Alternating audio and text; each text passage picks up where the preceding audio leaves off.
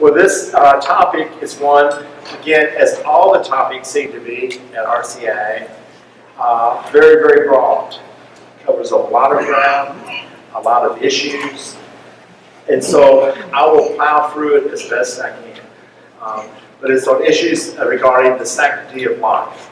And so what I'd like to do would be a couple of things. One is talk about the Catholic Church's teaching on social justice and how critically important that is in our faith. And then I want to talk a little bit about kind of a philosophical, theological background for all of that, where the underpinnings are. And a lot of that will come from Pope John Paul II's encyclical back in the middle, 20 years ago now, 95. That was the Gospel of Life. And in there, he has some powerful reflections about life, what it means, and how to look at things. And then I wanted to talk just for a few minutes about some of the basic issues in regard to life that, all of which are controversial in our culture, in our world. So, basically, Catholic teaching on social justice, it is that which gives support and foundation for our teachings on all the respect life issues. And one of the things that you hear preached from the pulpit, you hear in any kind of literature, is the whole sense of protecting human life from the moment of conception until natural death. And the moment of conception would deal with the whole areas of abortion, and the other end of life, until natural death, would deal with stuff like euthanasia, which would be a natural death, and how to deliberately cause death, and then all the issues in between, whether it be capital punishment or war and peace, or all the different things, the environment, all those things that are out there. The work of the church is to proclaim the gospel of life.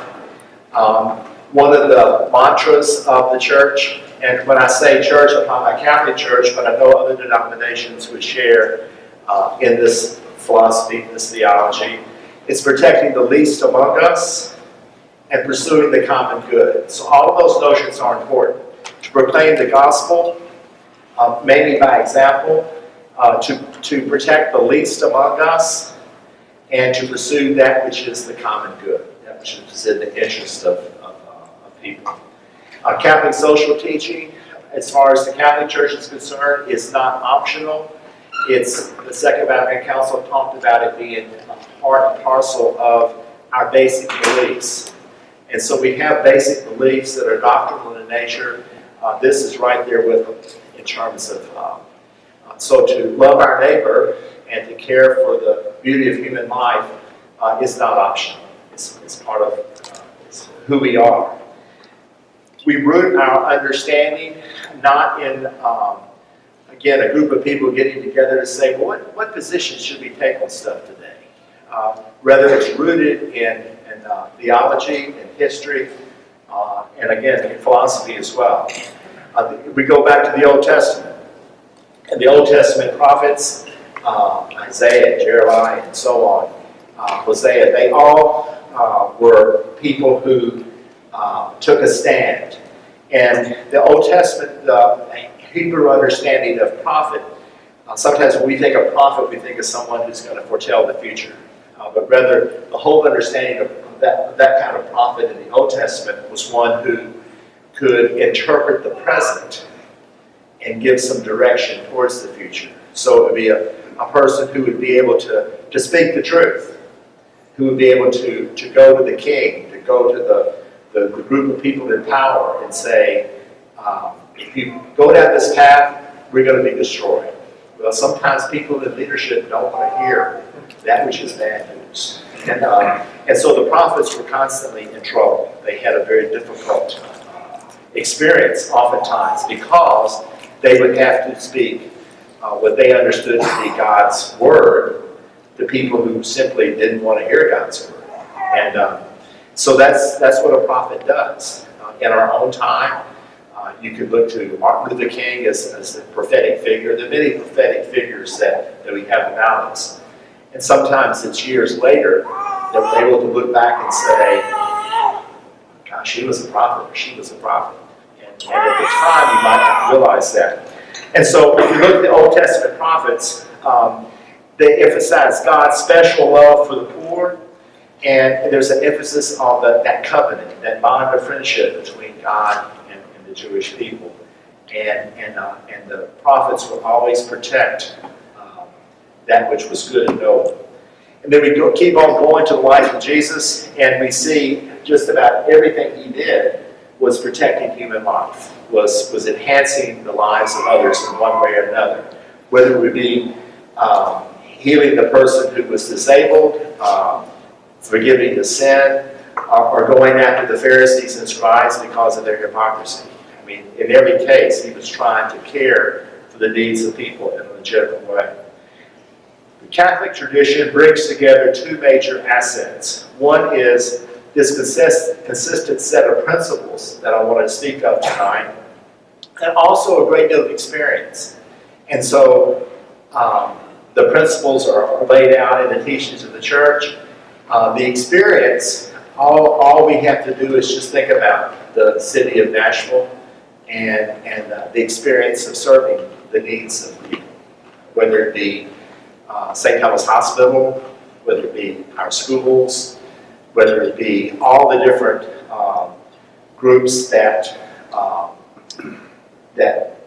part of our social action committee, one being Hope Clinic, many different groups in the community that we support in different ways, which is our small way of reaching out to try to bring life to people who are in need of having their lives protected. Pope Francis, I think, has been a shining light in terms of drawing attention to the needs of the poor.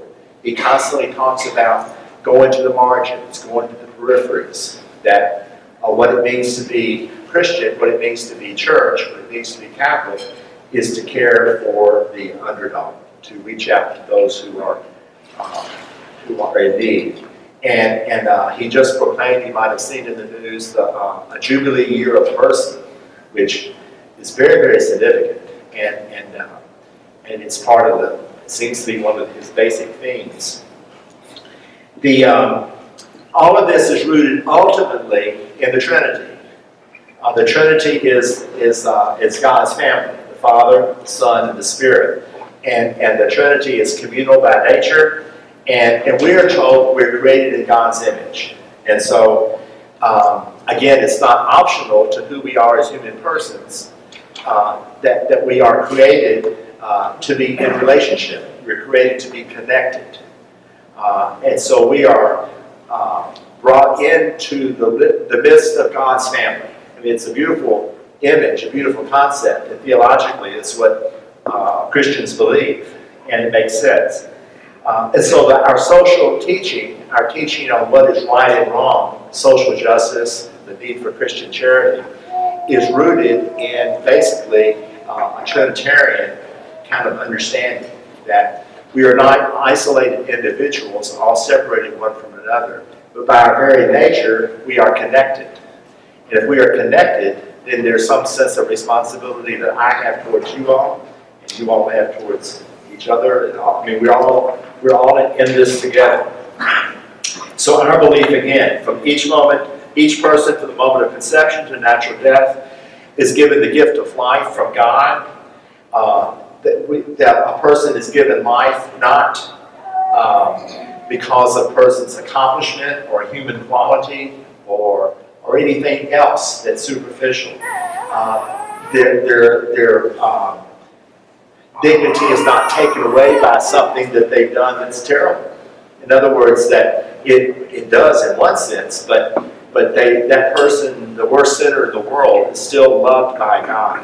And it's hard sometimes for us to get that because we abhor what someone has done or not done.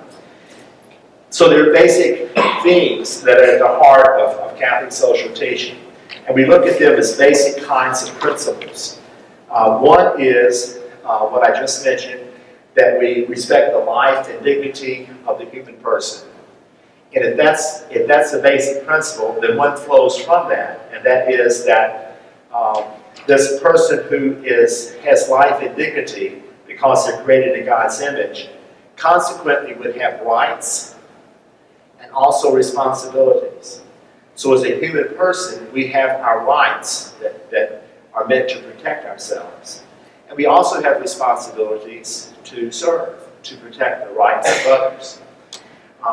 A third basic principle is our very nature, a call to family and community, and that's seen in our connection to the Trinity. And if that being the case, then what we do, our work, our task, as long as it is noble, is a gift from God and has dignity. And so whatever a person does in terms of serving humankind, that work has dignity, whether it be from A to Z in terms of all the different professions, all the different responsibilities that any individual human person would have. And so everybody has their part to play, and we need everyone. We need that interdependence. And so if that's the case, if all work has dignity, then those doing the work have rights. And so the church for well over 100 years has made a federal case out of the importance of the rights of workers. Early on, it was tremendously unpopular, protecting the rights of workers to organize, to have unions if need be, to work together, so they could be not one person up against the whole system, but they could band together for mutual support. The church has always been on the side of people in community working together and being served. Another basic theme that comes right out of the Old Testament, enhanced in the New, that's a basic principle in Catholic teaching, is the fundamental option for the poor. And so Jesus seemed to have a natural gravitation towards the poor, towards reaching out to those in need, those isolated, those hurting. And again, going back to Pope Francis, that's exactly what we see in what he's doing. That just about everything that comes out of his mouth, or everything he writes, somehow gets connected to serving the least among us and protecting the common good, which again is fundamental Catholic teaching. It's also fundamental Christian teaching. It's, again, many denominations would share exactly those convictions.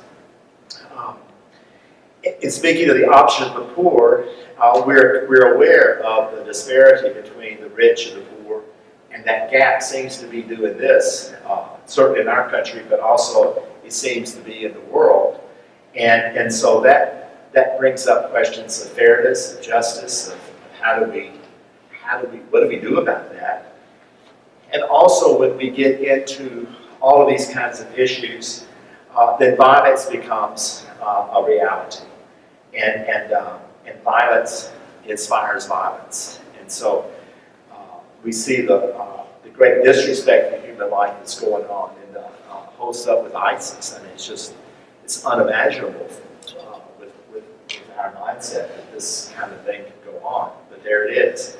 So the option for the poor, if we truly were to do that as a society, as a world community, then people would be respected, and a lot of the violence would not occur. The whole sense of solidarity, that we are a one human family, and we see that more clearly today maybe than ever before. A number of years ago now, that was that image that I'm sure you've seen, of the image of the earth rising as opposed to the sun or the moon. That it was just a dramatic picture. My gosh, there's the earth. We're all in there somewhere. We are one, and all the divisions we have are man-made. We're the one that create the divisions, and so it's a dramatic visual of the fact that we are one human family, and consequently have responsibilities. So there's the life and dignity of the human person, our rights and responsibilities, the call of the family community, the dignity of work, options for the poor, support, the sense of solidarity, and then also one final one, and that's care for God's creation. That we are placed on this earth, and it doesn't belong to us.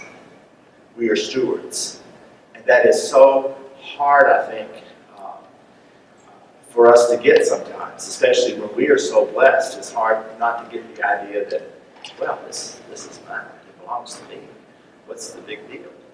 And the reality is that we are placed on this earth for X number of years, and we are stewards of God's creation, not our creation, but God's creation, for the period of time that we're here, so that we can pass it on to younger generations. And that whole sense of caring for our environment, caring for our world is, again, it's not optional in the sense of Christian approach.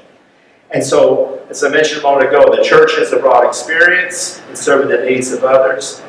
I mentioned Catholic Charities. I didn't, but I'm going to mention Catholic Charities, Refugee Resettlement. There are a lot of different agencies and groups that work hard to enhance human life. Room in the Inn, which St. Henry's has participated in from the very beginning of that. And Father Strobel started back 30 years ago, 40 years ago, a long time ago. And it certainly has made a difference in our city. Pope John Paul II, Pope Benedict, Pope Francis, all of their statements then, in one way or another, speak to us about the importance of human life and our respect, need to have respect for it. So it goes from A to Z, literally. It goes from abortion all the way through war to capital punishment, to the needs of third world countries, a broad range of issues. Politically speaking, I think I might have mentioned this on an earlier occasion, but I always find it interesting from a political perspective, and I know I mentioned this in a homily or two, from a political perspective, the Catholic Church takes a very clear and unambiguous stand on the issue of abortion, true, of the life of the unborn. And for that, we are labeled as part of the right-wing fringe. And then the church, on the other hand, takes a stand that capital punishment in our time is not acceptable, and it is wrong. Well, you liberals, what are you, this is terrible. Y'all are so liberal in this, this Catholic Church.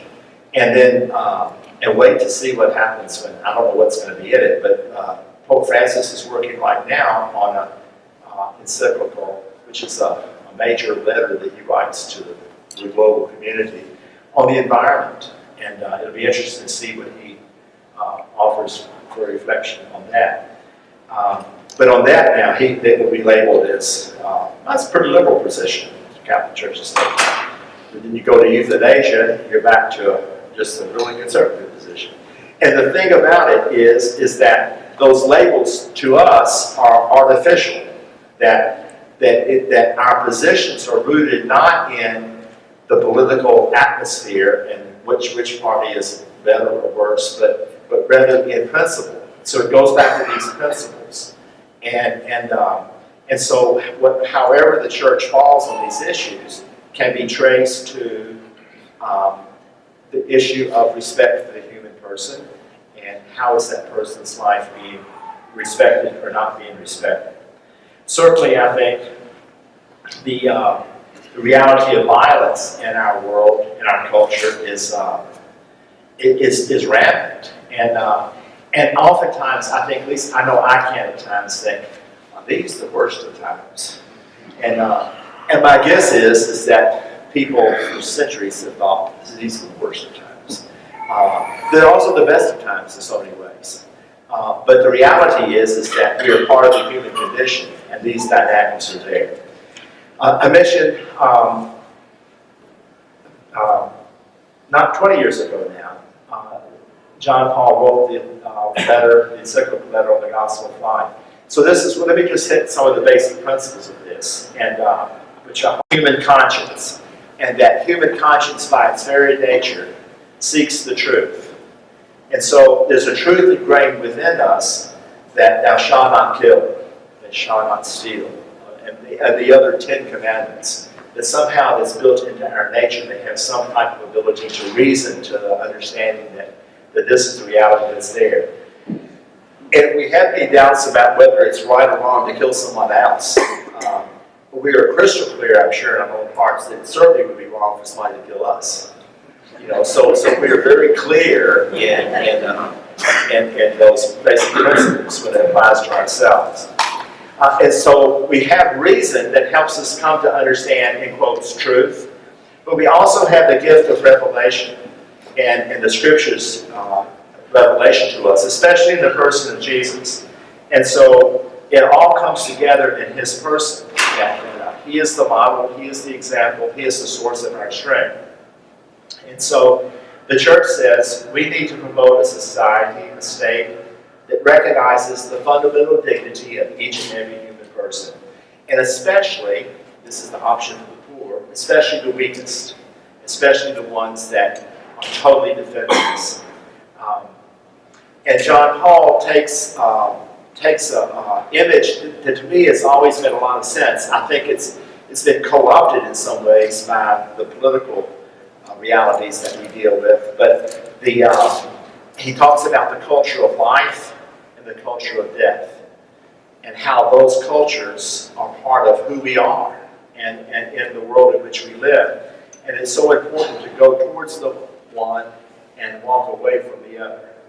And so, as I mentioned a moment ago, many of the different issues fall in that spectrum of either we're deepening the culture of life or we're caving into the culture of death. For us, in this encyclical of John Paul, he approaches things in a very positive kind of spirit as he takes on issues. And one of the basic principles that we have, and I mentioned this when we talked about Genesis and Adam and Eve and all of that a number of months ago, we don't see any conflict between faith and reason. Faith and reason, or science and faith. Those are two different dimensions that sometimes are pitted against each other. And we don't see the conflict because our reasoning ability, science, is if it's authentic, it's going towards the truth. And our faith is leading us towards the truth. And truth is not going to be contradictory to itself. And so there are different ways we go about. So it's like going into a darkened room with several big bright lights. And we shine these different lights we have to see the reality that's there. And I think that's part of what we try to do. Am I making any sense? Okay. I'm just plowing through. There's a lot here. It's not from me, it's from St. John Paul II. He speaks about the renewal of society, and if we're going to renew ourselves, have a true democratic spirit, a true sense of peace, then we have to protect the needs of others. So the core of this gospel goes to the fact that our God is living, our God is close to us, calls us into relationship, and that everything we have is gift, and it's summed up in the person of Christ, who has loved us into existence and wants a personal relationship with us. And so that's our core. That is that which is central. Consequently, human life, a gift from God, is sacred, and it's not to be violated. And so it's not only forbidden to take life, we have an obligation that's not optional to protect life. And the meaning of life, from our vantage point as Christians, is that it's the value, the meaning of life is found in our giving and our receiving. It's not found in how much money we make. It's not found in our titles. It's not found in what part of town we live in. Our value, the meaning of our lives, is found in our ability to give love and serve others, and to receive love and be served by others. So love is what gives meaning from our perspective to life, to death, to suffering. And science and technology is to be at the service of human life. But as we know, oftentimes it doesn't seem to be. It leads us in ways that are not healthy. There are many threats to human life today. We can just look at the headlines of the papers over a period of a month, and we see constant threats to the value of human life. And Pope uses an image that I have found interesting, and that he talks about the value of life and how it's shadowed. We have a beautiful image of the value of life, but the culture we live in can place a shadow over that, and sometimes even make it so invisible or dark that we can't see it at all. And so much so that in regard to the unborn, the taking of human life is not only seen as something that is wrong, that is criminal, it's seen as, in quotes, a right. We have a right to choose to take this person's life. And so he talks about the fact that we have a crisis in our culture about what is a person, what is a person's rights, what is a person's duties. And in a very real sense, we've got a war between the powerful and the weak. Because what's happening, again, philosophically, is and the other examples I mentioned in a minute, but in case of the unborn child, that child cannot speak for himself or herself, totally defenseless. And the reality is that we have an obligation to protect that. One of the factors that's involved in the whole sense of, on the particular issue of the unborn, is money. And you know, sometimes you hear the phrase abortion industry, but it very much is an industry. It's a money-making industry. And it's done at the cost of people's lives.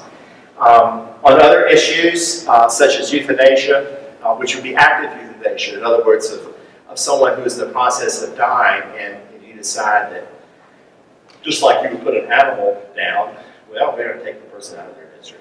And you know, whatever the motive might be, the church would say, wait a minute, that's not the way to resolve suffering. That's not the way to resolve the issue of illness and dying, because from the standpoint of the role of Jesus, there are many deeper ways to interpret those realities. And so there's that tendency in our culture to say,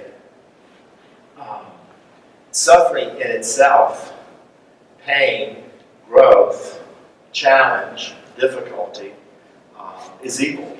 You know, that we've got to get rid of it as fast as we can. Oftentimes, what's happening is those that are stronger are getting rid of something that maybe someone who is weaker would like to hang on to for a while longer, such as their lives. And so there's a lot of different issues that are here. Part of our culture, too, is a very relative kind of sense, relativism, that my opinion is as good as your opinion is as good as my opinion, and so there's no right or wrong, it's just how you feel about it. And I'll talk about that, I know, one other time. But I think that's a factor out there, that the reality is that our rights don't come from my opinion or your opinion, they come from something much deeper, which is our use of reason authentically and the gift of revelation, which reveals to us again that each and every person has dignity and a right to life.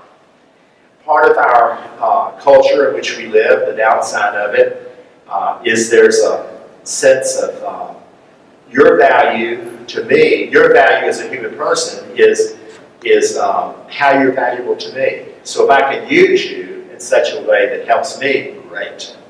If what can you do for me, then becomes kind of a theme oftentimes in all of these kinds of situations. And the whole sense of freedom becomes what I want to do, when I want to do it, and how I want to do it, regardless of the impact it might have on somebody else, because this is what I want to do. And I'm a free man. I can do this. And oftentimes the person who is, in quotes, weaker, in whatever sense you want to think of that, is not able to assert and protect. And so the whole sense of freedom is turned upside down. Our understanding of the gift of freedom is It's a gift that's given to us so that we can choose a path that enhances life, that is one of love and service. And we have that. That's freedom exercised in its best sense is going to bring forth the gift of life. And so the tendency in the world in which we live is that we are all individuals who are on this planet to protect ourselves, to look at our own turf, to do this, basically. And if I'm stronger than you, you better watch out. And that whole sense of going to the margins, going to the periphery, reaching out to the poor, protecting the least, can go by the wayside. And so the whole idea of freedom is turned upside down. He talks about our very sense of God and the human person that is shadowed. And the basic principle is, if we lose our sense of God, who is our creator, if we lose our origin, our source, where we came from, what this is all about, then we're without roots. We're just kind of floating along. And so, I'm amazed at times of things I read where people basically assert that is the reality of life, is that there is no God, or God is totally irrelevant, and I'm going to live my life. So it's sad, I think, in so many ways, and that we cut ourselves off from that great source of life. The one who gave us life, we're saying, okay, I'm on my own now, and I don't even want to think you exist. Leave me alone. And so we're cutting ourselves off. Without God, we don't have a destiny. When it's over, it's over. And we basically become things, just like this is a thing, this is a thing, or anything's a thing. We just become something that eventually, in 20, 50, 80 years, will just be thrown out. And because there is nothing more than me. Does that make sense? And so I think what Pope John Paul is saying is very true. The whole sense of so life is not sacred if that's our mentality. The value of being, that I have value because I am, is replaced by I become important because of what I have, or the position I have, or how much money I have, or whatever in a given culture makes a person with status. That's what makes me who I am, as opposed to the fact that none of that makes me who I am. All those things are great, they're nice, they're good, they're helpful, maybe sometimes necessary. But who I am, ultimately, is a being created by a God who loves me unconditionally and wants me to join him, to be in union with him. And so if we act as if none of that's true, or believe that none of that's true, that has an effect upon our mindset, our approach. So from a Christian perspective, it's the blood of Christ that becomes the litmus test.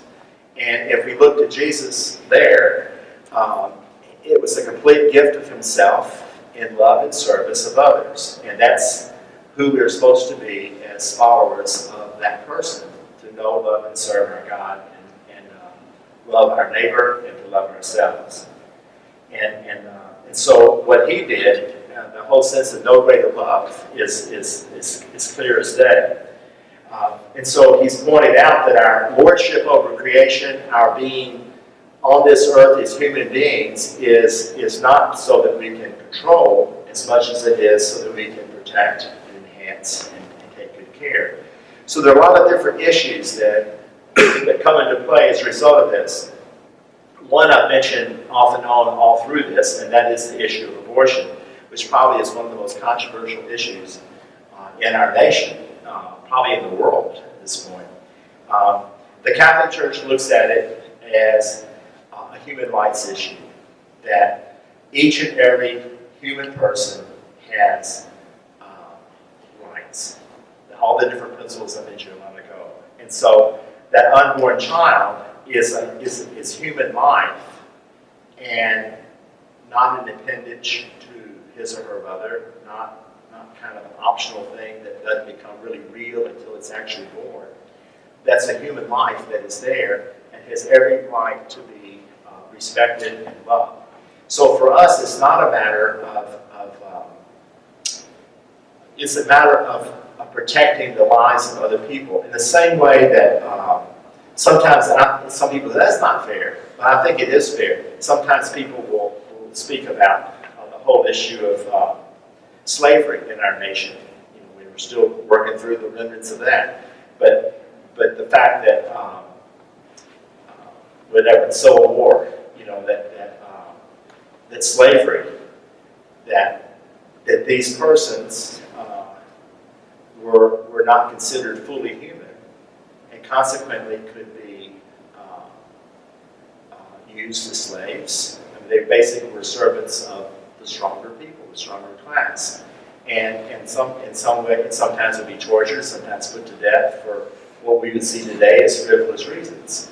And so that basic principle is there. Well, today there's a similar type of dynamic in that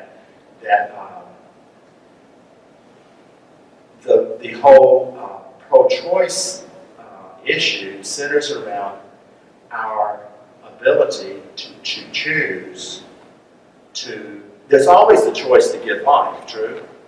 But the pro-choice position basically is saying that a person has the right, the choice, to take a life, to kill this which is in the womb.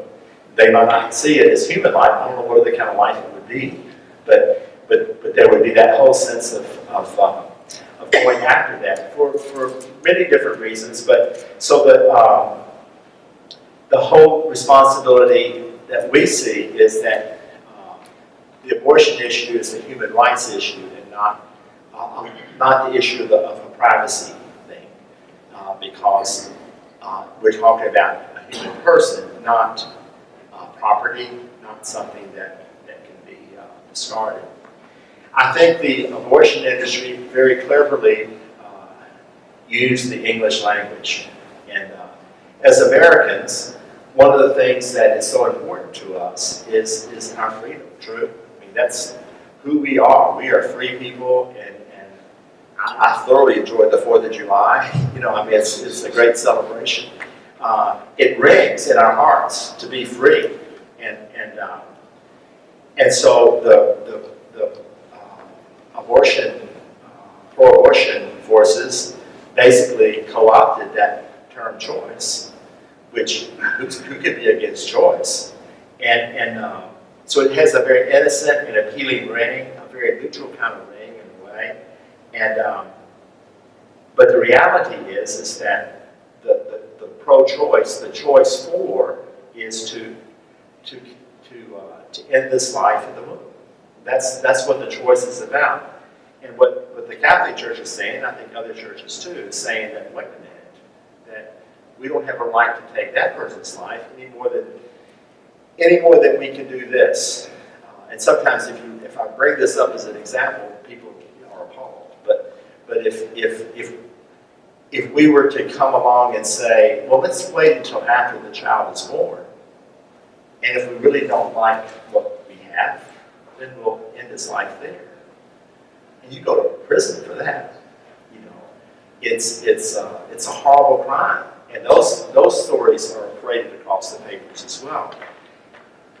The reality is that child who was conceived 10 months ago, who is now a month old, is no different, just a few months older, than the child who was 3 months in the womb. That makes sense.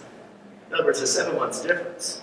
One is a horrible crime. All of us would agree, I think, it's a horrible crime. And the other, well, the person has a right to do that. So that's what I'm talking about a while ago. The whole sense of freedom, rights, it's all perverted. It's all turned upside down. So the basic question the church would throw out was that upon what principle do we exercise the choice to end someone else's life? And that's basically where our stance would come from. That the human life within the womb of the mother, and just as other segments of the population have a right to be protected, so should unborn children. So we see it as a human rights issue. And the position of the church is that it's unacceptable, it's immoral, the reason is all human life is sacred.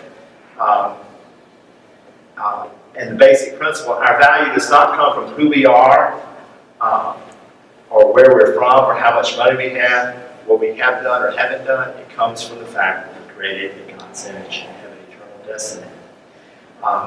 One of the images that I think the church has that I really like a great deal is the whole sense of the consistent ethic of life. John Paul speaks about that.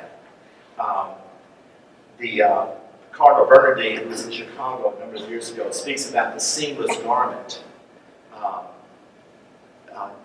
Pope Francis has spoken about it eloquently in terms of our obligation to protect life at all these different ages on the spectrum from conception to natural death. But that whole sense of all these issues are important, and they're all interconnected. And if we're weak on one, it's going to have a ripple effect of weakness on others. One of the things that is often said about the Catholic Church is that, well, you care for the unborn child, but you don't care about people after they're born. And I think that's just a bold-faced lie, because there's just countless ways in which we reach out to people after they're born. And so, but it sounds, if a person is naturally critical of the church, it sounds like, yeah, that's right, that's just the way they are. And it's simply not true.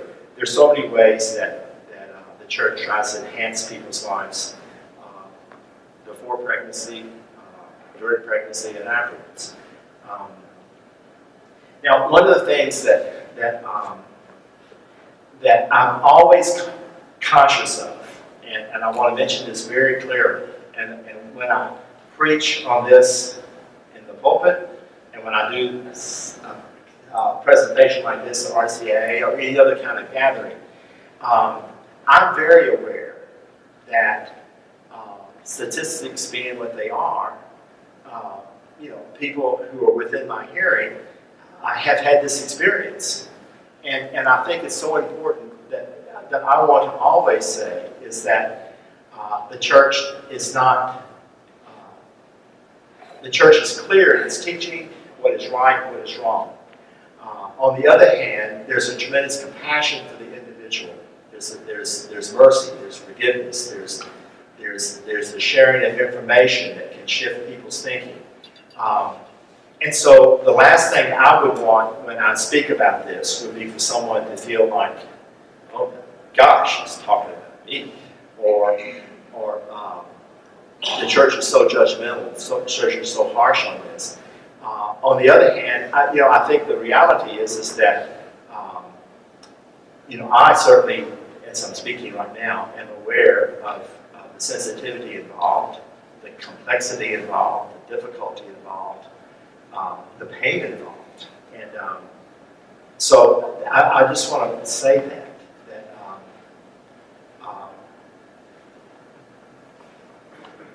the Catholic faith, again, I speak, I think others in faiths as well, want to have a safety net, an umbrella.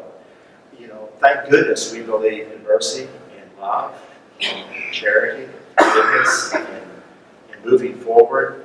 And one of the things that I want to read that John Paul says in this encyclical that to me is the best thing in there, and because it speaks to where people are, and I think it does it in a beautiful way.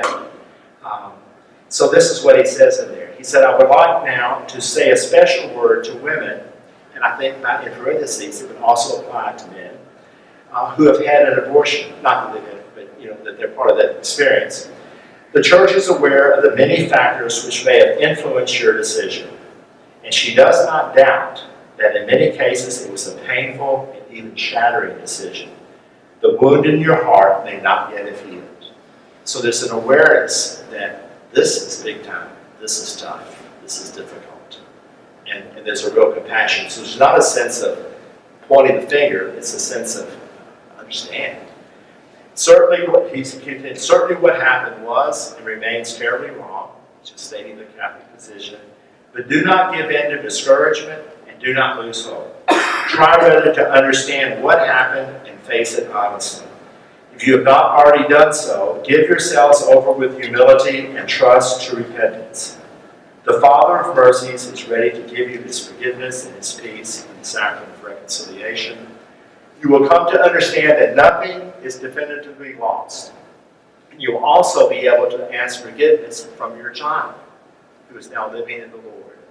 With the friendly and expert help and advice of other people, and as a result of your own painful experience, you can be among the most eloquent defenders of everyone's right to life.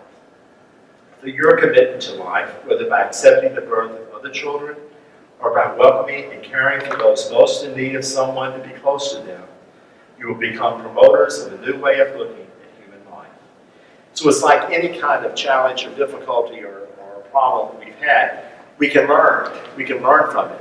And nobody else ever has to know, but we can be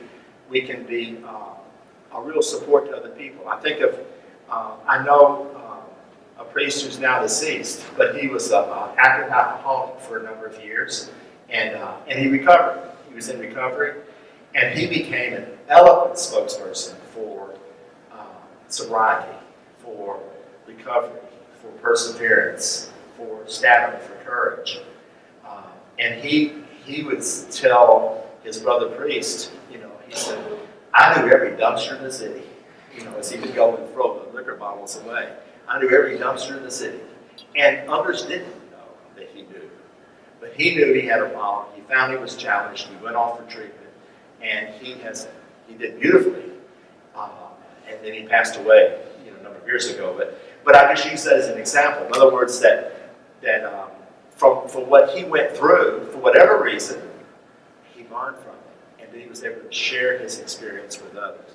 I think that's true in any facet of life, certainly in this one as well. But the thing that strikes me here, and I hope it makes sense to you all, and that is our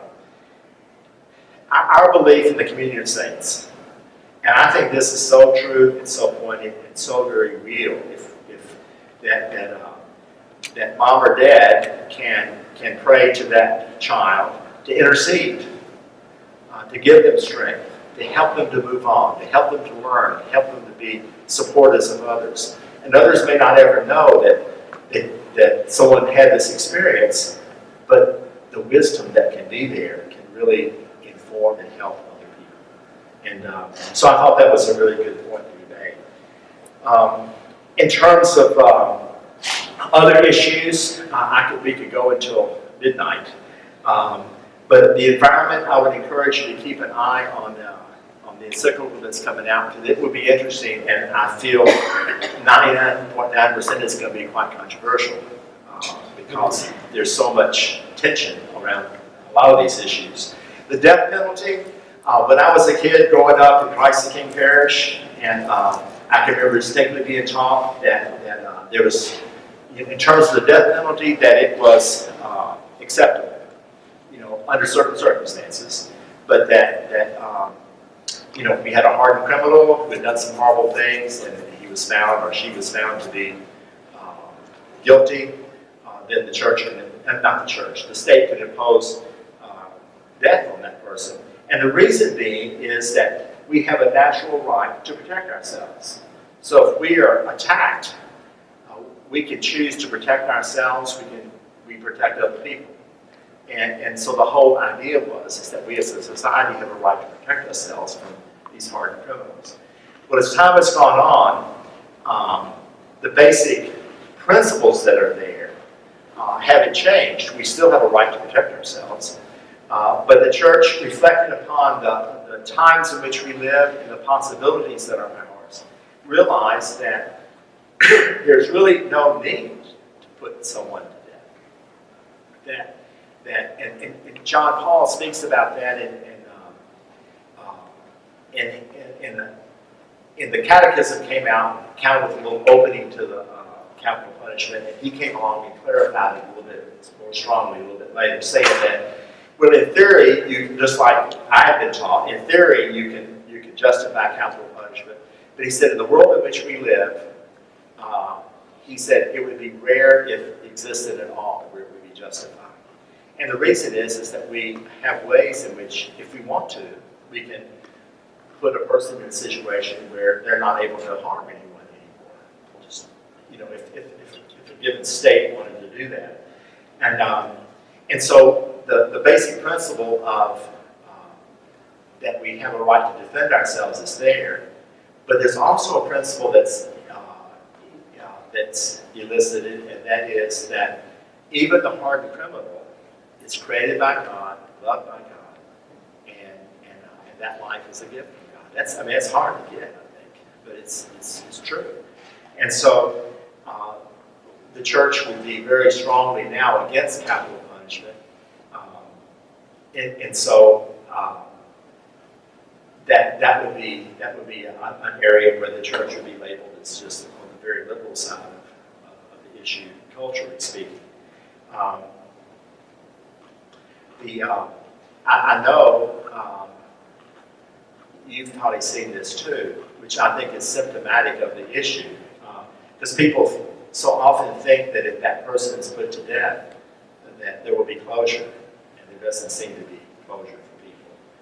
And the thing that has really frightened me at times I see is when the death penalty is imposed, that people will gather and almost have a pep rally of rejoicing. I mean, there's something really sick, I think, or skewed about that, because the thinking is off there. So that would be another issue that would be important. In our own diocese, we have two people that I can think of, maybe more, who lost a parent by murder, and both of them talked about the fact that they would not want capital punishment imposed upon the perpetrator. One was Father Giacosa, who's now deceased, but his father was murdered a number of years ago, and Father Giacosa said, he had many feelings about that, obviously, but death penalty was not a place that he would even think about going. And then Charlie Strobel, Father Strobel is another one. His mom was murdered back in '86, and he made it very clear, and he and his whole family made it very clear, we're not going to support any death penalty, because that, had he done that, it could have well have, people wanted to support him, support his family.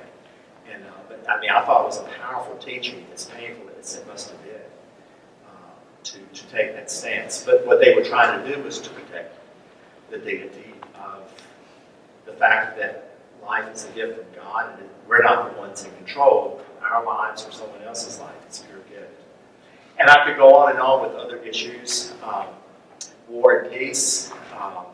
There are principles that are involved in what's called the just war theory. The war is complex to interpret, to implement. I know with the first Iraqi war, Pope John Paul took a strong stand against what we did, and of course that was very controversial in our country among a lot of people, both liberal and conservative, a lot of people in between. So the church tries to take stands on the current issues as best it can in light of principle, and not in light of the politics involved. Church isn't perfect. I'm sure it makes mistakes along all these lines, but that's the desire. It's rooted in those principles. So I've covered some areas. Any questions, concerns? Yes, sir. I like the position to be able to say when a decision comes up on anything, I'm for life. That makes it simple. When you talk about science and technology and what it can do these days, I'm purposely ignorant of some of these things, but is it starting to get gray, or am I completely off base to say that, some of the advances they can do because of the research on different things, when's it a life, when's it not a life? Well, I think there's a lot of, I think there's gray, and that's why we have, from the church's standpoint, moral theologians. We have scientists that that are of God. We have, so there has to be study. You can't just take what we currently have and this would be perfectly applicable 20 years from now, 30 years from now, or what we had 20 years ago today. No, it has to be constantly interpreted in light of the times, without being relativistic, without saying, we just need to change here because everyone thinks we should. No, this is the reason, this is the principle. So there's always study, research. Some of the things that are coming out in the scientific world, which a lot of it's beyond anything I can even grasp. There's a whole lot of work that has to be done from a moral perspective, from a human perspective, from a social perspective. I often think when I'm baptizing an infant, where's the infant in here? That what will this child experience? If your child lives to be 100 years old, what in the world will life be like when he reaches that? She reaches, infants reach those ages. It's interesting to think about. So we cannot take our concepts today and say, this is how it will definitely apply. No, the churches, the society is going to have to do the best it can. So as I look at infants, young children, I think, you have no idea how much work is ahead of you. Because it's going to be tough. It's tough enough as it is. And I can't begin to imagine. All this stuff about like artificial intelligence and computers talking to each other, and I don't get it, but I wear this, not a science outfit. Any other questions? Yes? Well, what is the church stance on in vitro fertilization? In vitro fertilization. You're trying to stir up trouble, aren't you? No, I'm just kidding. No, it's a very good question. The church would see in vitro. In other words, the motivation that people would have to have a child is wonderful. It's a wonderful God-given desire, and if they're not able to have children in this way, then maybe there's another possibility. The problem with in vitro, among others, would be that there are embryos that are created and that are frozen or discarded, and we see those embryos as the beginnings of human life, and so it's difficult. I think that's the reason. It's very hard to talk to a couple who cannot have a child in the way they think they wanted to have a child, and what can we do? But there are fertility things that would be within the boundaries of. But again, the church is trying to sit around saying, let's make people's life difficult here. And so in vitro is wrong. Because so often it seems to come out and say no, but that's the reason. There are other reasons too, but that's, I think, the primary reason is that you're creating human life that, again, is frozen or thrown away. And so it's a good end, but, basic principle we have is the ends don't justify the means. So, you're very welcome. Yes, sir. That was a situation where you have a person who is very ill, has maybe gone through numerous treatments, painful, unpleasant, whatever. Right. Very little hope, and they refuse further treatments. How is that viewed? The church would talk about end-of-life issues, that we don't have we have an obligation to use ordinary means to protect ourselves, to keep going. But we're not under any obligation to use extraordinary means. And so, I use Father Jacosik as an example. He was diagnosed with pancreatic cancer in August of 2007. And the doctors gave him some choices. They said, now, in this way, you might have a few extra months, On the other hand, you could, and so you have a good shot at having a few extra months. On the other hand, you could be sick tomorrow from the medical help. And I remember he was sitting there talking to me about it. He said, I feel okay right now. He was dying, but he didn't feel like it.